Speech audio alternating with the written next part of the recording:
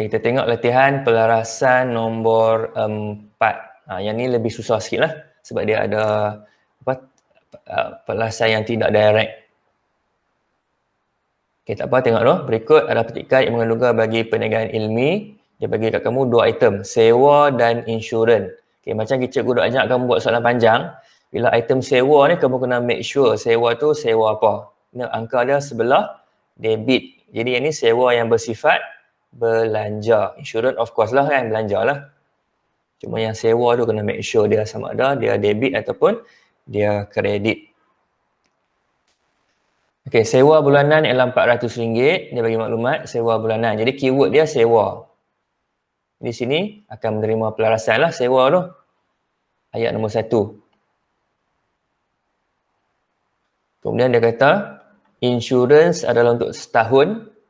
Okay, keyword dia insurans, insurans untuk setahun tamat pada 31 Mac 2018.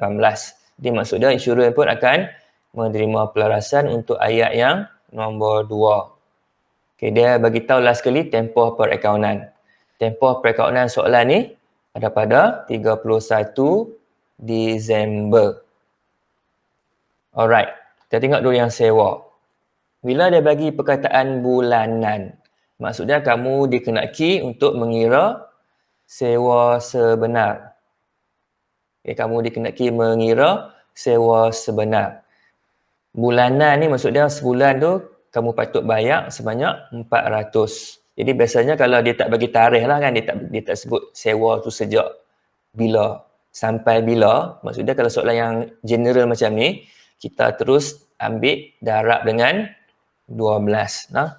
Jadi 400 kali dengan 12, kamu dapat RM4,800. Yang ni yang kita sebut sebagai sewa yang sepatutnya kamu bayar dalam tempoh setahun. Jadi kita compare dengan angka sewa dalam imbangan duga. Yang kamu kali dapat 4,800, yang dalam imbangan duga ni 4,400. Okay, yang ni apa maksud 4,400 ni? Jadi bermaksud sewa yang sudah dibayar. Jadi kamu bayar cukup ke tak cukup? Kamu patut bayar 4,800. Tapi kamu baru bayar 4,400. Kan kita bayar belum cukup lagi. Jadi ini kamu kena ingat balik. Yang mana yang akan masuk sebagai belanja? Yang belanja mesti yang sebenar. Jadi yang pertama sekali untuk jawapan soalan ni, kamu masukkan sewa kat belanja tu ambil yang 4,800. Okay, ambil sewa, tulis baliklah jalan kira tu. 400 kali 12. Kita masukkan 4,800. Okay, itu belanja sebenar lah. Kemudian kita tengok pula. Kita bayar tak cukup. Kita bayar tak cukup sebanyak 400. Jadi 400 ni kita panggil sebagai sewa belum bayar. Jadi bila sewa belum bayar, keyword ni lah belum bayar, maka dia bersifat liability semasa. Jadi kamu masukkan di bawah liability semasa, sewa belum bayar. Itu label jalan kira dia 4,800 tolak 4,400. Jadi sewa belum bayar sebanyak RM400. Jadi item nombor 1 yang butiran sewa kamu dah selesaikan. Okay, tengok pula yang insurans. Insurans untuk setahun tamat pada 31 Mac. Jadi, kalau nak senang, kamu tengok tempoh masa lah, garis masa. Okay, soalan kita tamat pada 31 Disember. Katakan kat sini lah, 31 Disember 2017. Insurans ni tamat pada 31 Mac 2018. Maksudnya dia dah melanggar tarikh lah. 31 Mac 2018. Jadi apa kamu tengok? Kita punya insurans ni yang keluar dalam tempoh perakaunan ni berapa bulan? Dia daripada bulan Januari lah kan. Januari sehingga bulan Mac. Jadi kita ada kat sini 3 bulan. Yang ni yang disebut sebagai prabayar. Nah, insurans prabayar. Sebab kita bayar sampai tempoh yang melebihi tempoh akhir soalan. Jadi yang jadi prabayar 3 bulan. Jadi yang jadi belanja berapa bulan? Yang duduk dalam tempoh semasa tu maksudnya 12 tolak 3 lah. Jadi kita akan dapat belanja tu kita akan buat selama 9 bulan. Okey, boleh faham tak? Yang duduk dalam tempoh perakaunan ni hanya 9 bulan. Yang melanggar, yang duduk di luar tempoh perakaunan adalah 3 bulan. Jadi macam mana kamu nak masukkan dalam jawapan? Okay, insurans ni belanja, still lah masuk kat belanja, insurans. So, kamu buat jalan kira lah. Yang kita bayar 6,000. So, 6,000 kamu darab dengan pecahan dia berapa? 9 per 12. Okay, 6,000 kali 9 bahagi 12. So, kita dapat insurans yang berada dalam tempoh semasa bernilai 4,500. Okay. Kemudian yang prabayar ni kita nak iktiraf sebagai apa? Dia akan menjadi aset semasa di dalam PKK, penyata kedudukan kewangan. So masuk ke aset semasa, tulis sini insurans prabayar. Okey, tulis jalan kira dia lah.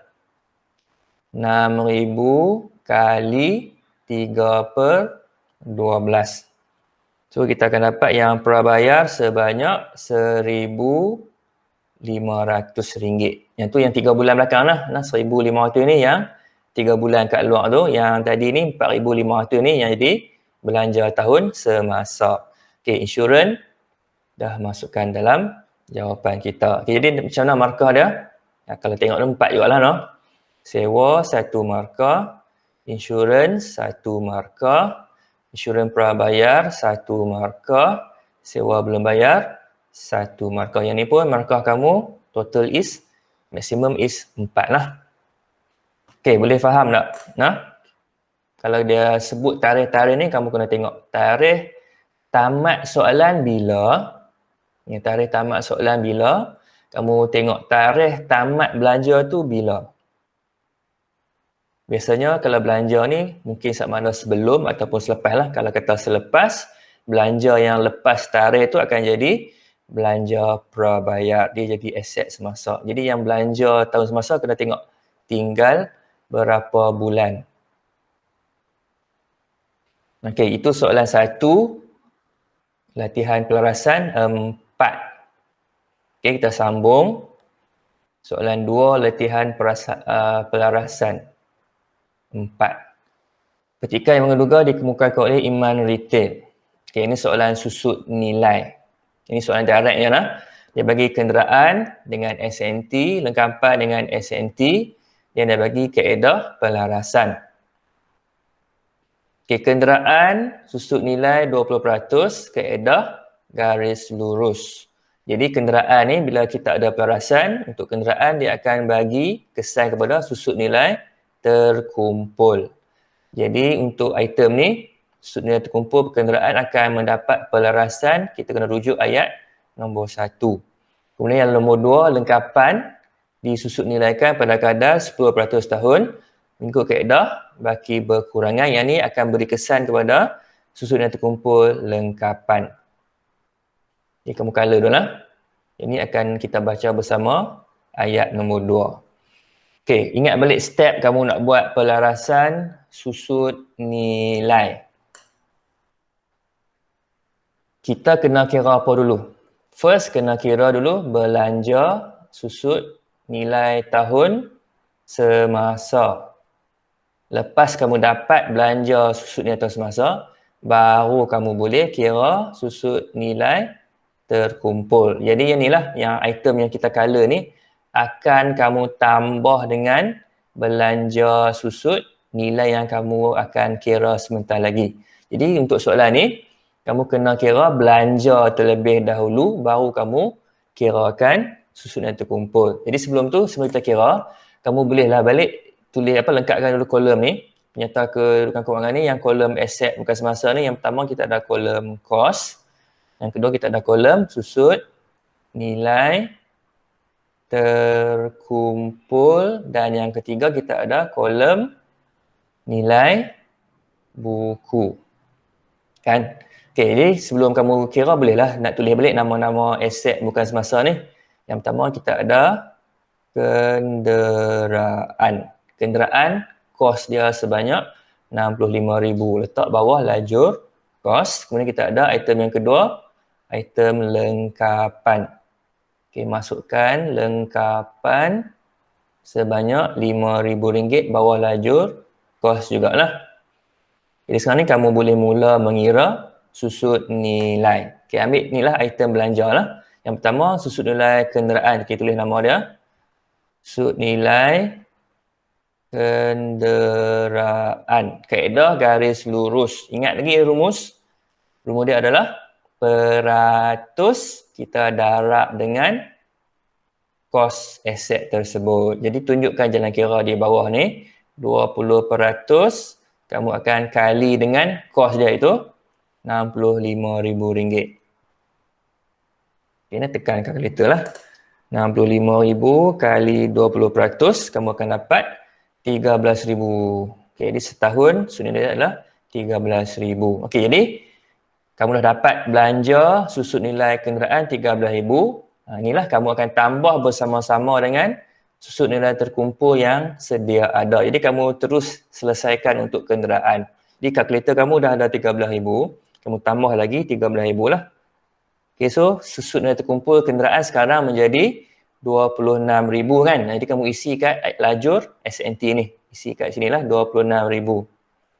Okay, dan kamu terus tolakkan dengan daripada kos. So 65,000 kamu tolak dengan 26,000. Maka nilai buku kenderaan kamu dapat RM39,000. Jadi kamu dah selesaikan untuk ayat kenderaan ni. Okey nah. Kita tengok pula untuk lengkapan. Lengkapan dia kata kaedah baki berkurangan. Apakah rumus dia? Peratus susut nilai kamu kena darab dengan nilai buku. Nilai buku ni nak dapat macam mana? Kos tolak dengan SNT. Okey, jadi kita tulis kat bawah belanja ni. Susut nilai lengkapan. Okey, tunjukkan jalan kira. 10% darab kos. Okey, kos lengkapan 5,000. 5,000 tolak dengan SNT yang lama duk ada ni 500. Okey, tolak 500. Okey, tutup kurungan. Jadi maksud dia kamu kena ambil 10% darab dengan 4,500 lah nilai buku dia. So kamu akan dapat RM450 susut nilai lengkapan tahun semasa. Okey, jadi macam tadilah kamu dapat 450, maksudnya kamu kena tambah 500 ni dengan 450. Jadi kalkulator kamu dah ada dah kan 450, kamu tekan tambah 500. Bermaksud SNT dia sekarang 950. Kamu isi di kolom susut nilai terkumpul untuk lengkapan dan kamu terus tolak daripada nilai kos. So 5,000 tolak 950. Kamu dapat nilai buku lengkapan adalah RM4,050 kan. Okay, last sekali kamu pun jumlahkan aset bukan masa. Jadi sekarang ni jumlah dia menjadi RM43,050. Okey, nah itu cara untuk kamu menyelesaikan susut nilai. Jadi semua kita dah settlekan. Okey, kita tengoklah markah. Selalunya markah bagi macam mana? Yang belanja ni serba satu lah. Kenderaan dapat satu markah, belanja susut nilai lengkapan satu markah. Kemudian untuk PKK, kamu akan dapat markah di bahagian nilai buku. Nilai buku ni kamu akan dapat satu markah. Kemudian lengkapan pun dapat satu markah. Okay, yang ni ingatlah untuk SNT ni syarat dia adalah angka dalam imbangan duga mesti tambah dengan belanja susut nilai dalam penyata pendapatan. Baru kamu layak dapat satu markah kat nilai buku ni. Okay, itu soalan nombor 2 untuk latihan keempat.